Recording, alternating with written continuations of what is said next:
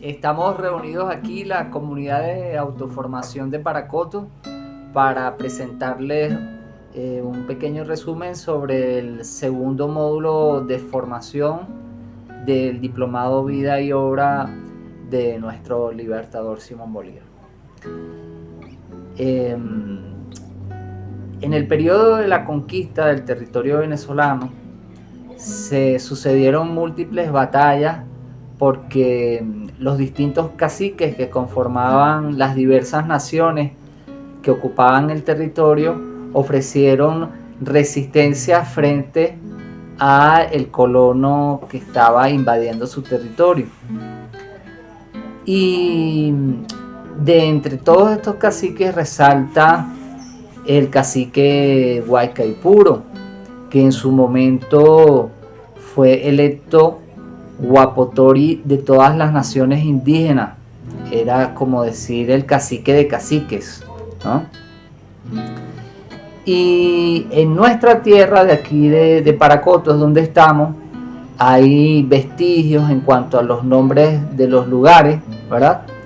De todos esos caciques que lucharon o que eran jefes de las naciones que ocupaban estos territorios: Popuere, Curaizama, ¿sí? Bueno, esta gesta de, digamos, por la libertad o por la defensa de sus territorios es la gesta primigenia de libertad venezolana, si se puede decir, porque fue hecha por los propios nativos de estas tierras. Luego de que se dan todas estas batallas y luego de que vencen al cacique Guaycaipuro y van luego pacificando otras naciones, fueron nación por nación pacificando todos los indígenas. Esa pacificación no fue más que una cruenta guerra, como cualquier guerra que podamos conocer, con cientos y a veces miles de ciudades, en lo que avanzar el proceso de establecimiento, digamos, de la nueva sociedad española en la América, o la sociedad de Castilla, porque tampoco España era lo que luego se conoció como España. Estamos hablando que sucedieron unos 300 años donde hubo varios procesos también similares de querer lograr algún tipo de independencia, procesos como el de José Leonardo Chirino, procesos como de Andresote, etcétera, múltiples, ahorita no los recuerdo todos. Sin embargo, lo que queremos dejar claro es que en estas tierras donde estamos se dieron múltiples luchas también por la independencia de nuestro país. En este caso, María puede contarnos mejor cómo fueron esas sociedades o cómo fue esa sociedad que se consiguió el niño Simón antes de nacer, digamos. Bueno, mi nombre es María Céspedes y yo les voy a hablar de la parte de la sociedad colonial, cómo se fueron formando las clases sociales. A mí personalmente me gustó como dio su clase, el profesor Luis Pellicer, donde presentó la figura de la pirámide y de manera muy sencilla hizo un resumen de 3 siglos, ¿no? Los primeros españoles que llegaron lo que querían eran recuperar la inversión, que era un gasto, barcos, en fin, todo, para llegar aquí buscando, bueno, creyendo que eran las Indias, las especies y eso, pero ¿qué consiguieron? Lo primero que consiguieron para extraer como algo rápido de recuperar su inversión fueron las perlas en Cubagua. Entonces, la primera sociedad que se formó, digamos, en el siglo XVI, eran los señores, los canoeos, los dueños de las canoas. ¿Quién eran después la otra pirámide que seguía? Los esclavos. ¿Y de dónde los sacaban? De los mismos indios. Es decir, estaban los dueños de la canoa y los indios que lo flotaban. De una manera muy cruel, porque en aquel momento no eran considerados personas con almas. Entonces eran dueños de su vida y no les importaba que se murieran extrayendo perlas. Después, en el siguiente siglo, forma general, mientras llegaban los españoles buscando oro, buscando material rápido de extraer, porque lo que querían extraer para recuperarse de manera rápida, extraer riquezas de estas tierras. Venezuela sí había algo de oro, pero sabemos que las grandes toneladas de oro y plata, pues México, Bolivia, Perú. Y aquí lo que más, después de las perlas, digamos, el producto económico que se destacó fue el tabaco en el siglo XVII. Claro, habían otros productos, pero digamos el tabaco como el que predominaba, es decir, la agricultura. Pero para llegar a la agricultura, es decir, los españoles que llegaron aquí se repartieron sus tierras. ¿Cómo las repartían? Bueno, donde, como decía nuestro compañero Iván, los indígenas tratando de que no le quitaran las tierras y los españoles quitan tierra. Entonces, estos colonos vencieron a nuestros aborígenes aquí y se apoderaron de grandes extensiones de tierra. Cada español que llegaba, que por supuesto no venía solo, no venía con su pareja, conseguía aquí su pareja, por decirlo así, y bueno, se asentaba con sus tremendas cantidades de tierra, y entonces apareció la figura del encomendero. Entonces ya son los encomenderos la sociedad que se destacaba aquí como, digamos, la clase más poderosa. Después seguían, claro, con todos estos años los pardos, después llegaron los negros esclavos y bueno, se agrandó la sociedad con la división de clases y bueno, los últimos de la escala de la sociedad, por supuesto, eran los negros esclavos. En esa sociedad que se fue formando, pero con una gran división clasista, racista, excluyente, muy marcada en la división de clases. Por ejemplo, llegaba un español, no tenía nada, ninguna propiedad ni nada, pero bastaba que fuera español para tener el derecho a tener tierras, a tener esclavos, y bueno, y teniendo derecho, pues después se hacía su propia fortuna. Entonces, sigamos avanzando.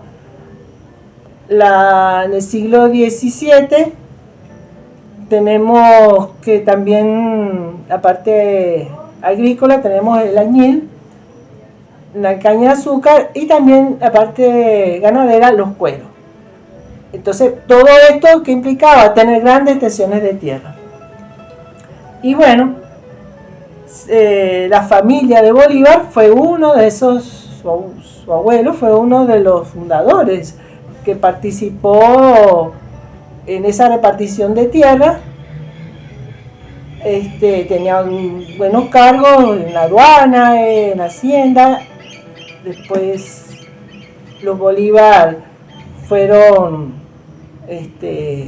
extendiendo su dominio, y como otras familias españolas que también se hicieron, digamos, que pues decíamos los mantuanos, ¿verdad? Y la clase social, lo que se resalta en este módulo, en esta clase del módulo, es la división de clases.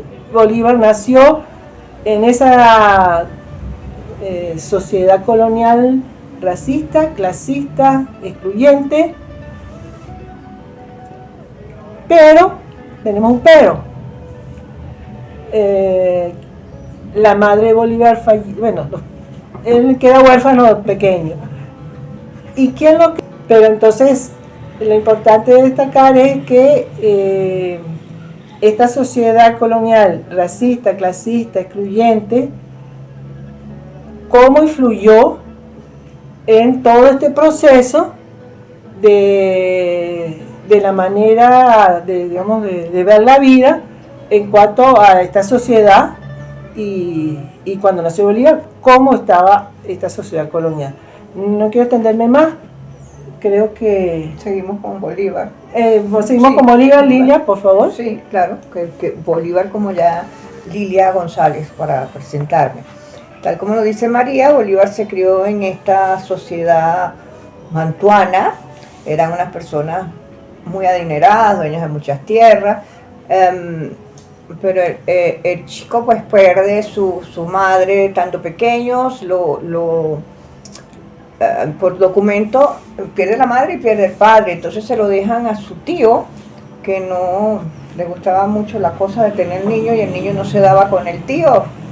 En esta él se escapa donde la hermana, que ya es casada, pero tampoco se lo aceptan, entonces hubo un problema judicial entre el tío y la hermana de Bolívar. A la final el niño pasa a tener la educación con Simón Rodríguez, ¿no? Vea como me equivoco. Después de su educación, porque el tío que le habían dejado de tutor estaba en España, y en esos tiempos no podían mandarlo a España porque estaban en tiempos de guerra. Por eso el niño fue educado aquí con Simón Rodríguez. Después fue cuando logra ir a España, que es donde aprende toda una cantidad de idiomas, aprende en la milicia, tiene una gran educación, y es donde allá conoce a Napoleón Bonaparte, por decirlo breve, donde él le agradaba mucho las ideas que tenía Napoleón en su tiempo. Sin embargo, no podemos dejar de que en esos momentos ya empieza ¿cómo se dice? El asunto de la libertad. Ya Francisco de Miranda estaba por otro lado aquí ya como viendo cómo hacer una revolución para poder sacar a estos españoles, hacer la Venezuela libre, digámoslo de esta manera. Disculpa que te interrumpa. La cuestión de la...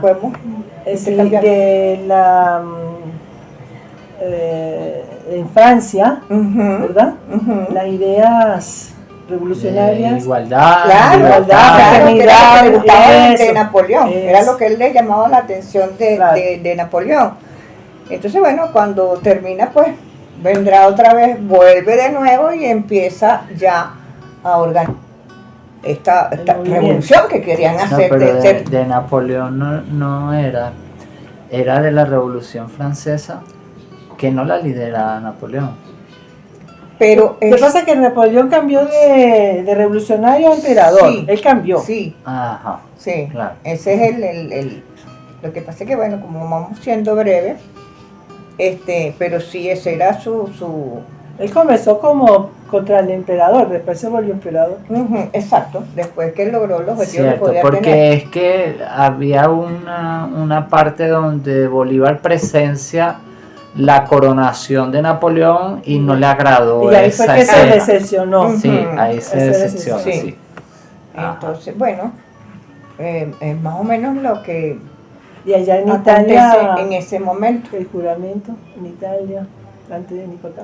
Sí, bueno, pero como no vamos a echar toda la historia. Aquí, bueno. Sí, que es cuando se forma aquí ya, que se empiezan ya a estar organizando, porque inclusive Bolívar había unos sitios en Caracas donde se reunía con los jóvenes a conspirar contra ese gobierno que tenían, que allí es donde empieza esa... Ahí entra Yule. Bueno,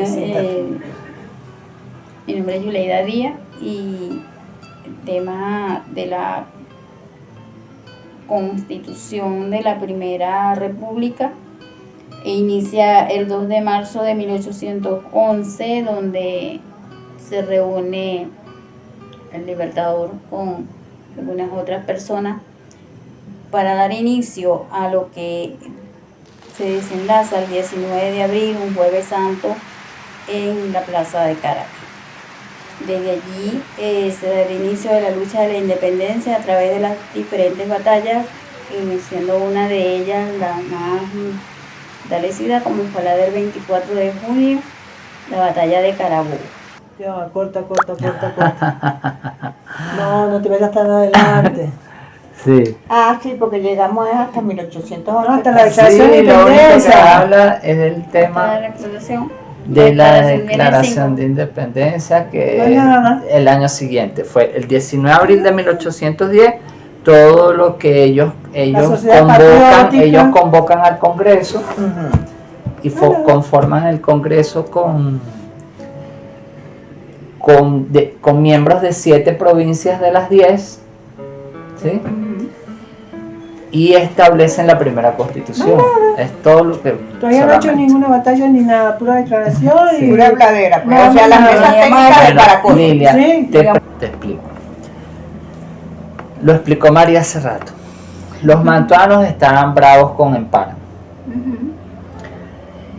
Se reúnen en la Sociedad Patriótica, que era una sociedad secreta que llevaba días reuniéndose. ¿verdad? Meses, años, lo que haya Ajá. sido. El Bolívar no 19 estaba en ajá, Caracas, Bolívar Bolívar no estaba, no nombras Bolívar Eso no porque no lo estaba. hace Bolívar. Bolívar lo había mandado para San Mateo precisamente porque estaba muy bochinche. Porque estaba. Sí, no nombras a Bolívar. no Entonces nombras a Bolívar. los mantuanos son los que se rebelan contra Empara. Ese Jueves Santo, pues, digamos. Y Y son golpes de Estado que hicieron los mantuanos, y- aprovechándose de la situación que se estaba viviendo en España. Pero no hablaban de independencia, No, porque No. defendían al rey del rey Sí. todavía. todavía. Eran los defensores del rey. Entonces, más o menos por ahí es que En ese año que estaban reunidos, primero eran defensores del rey y durante todo ese proceso de conversaciones fue que cambiaron la idea y el 5 de julio declararon independencia. Demoraron todo ese año para cambiar la idea. para en realidad decir, conchale, Vamos a nosotros lo que independizar, queremos vamos a es aprovechar. independencia. Me imagino que ahí estaba Con la Francisco de influencia, Miranda, ahí sí estaba con la Francisco influencia Miranda. de la sociedad patriótica. Sí. Ahora, la influencia